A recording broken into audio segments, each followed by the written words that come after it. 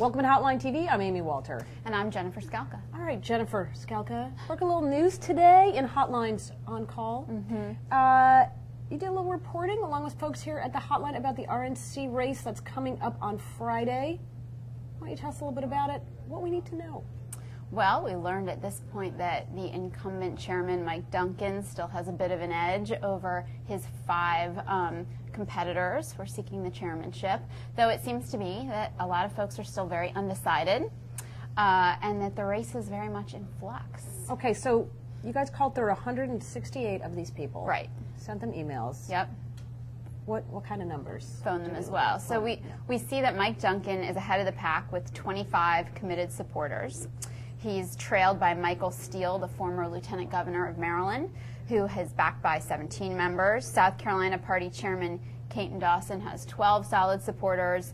Saul Anuzis, the Michigan GOP chairman, is at 11, and former Ohio Secretary of State Ken Blackwell is at 10, which means that Chip Salzman is in 6th place with zero. Yeah. So the number seems small comparatively because obviously there are 168 folks voting, and we heard from 29 who are still undecided. Right. So about 60% got back to you. Yes. And said either here's who I'm voting for or I'm undecided. I'm totally on the fence. And then that other 40%, we don't know where they are. But it seems to me that says everything, which is nobody feels all that confident or excited about their choices here.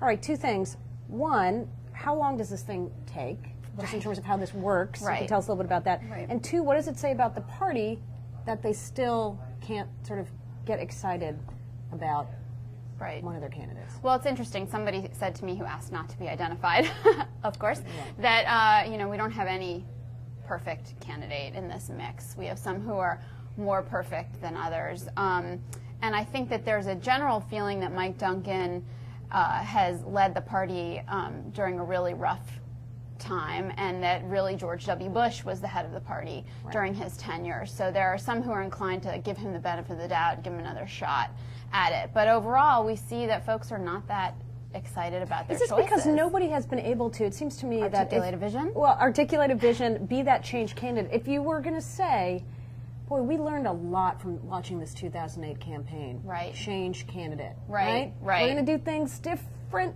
But then you went and reported on this as well, went to the only open debate, open to the press debate.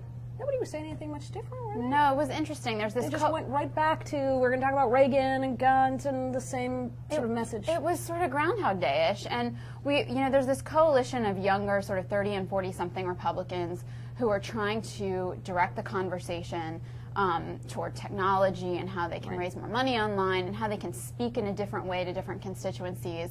And that whole message seems to be, while the candidates are, by and large endorsing their proposal, they're not sort of following through with real plans of action. Well, and I also saw today that only one of them had actually commented on the YouTube online forum that this group had put forward. That was Saul Anuzis was the only one to answer any of those questions. So, there's a question of lip service versus reality. And the other piece of this too is, the bottom line for a Republican Party chairman or a Democratic Party chairman is, you are not the voice or the face of the party. Those are the elected leaders.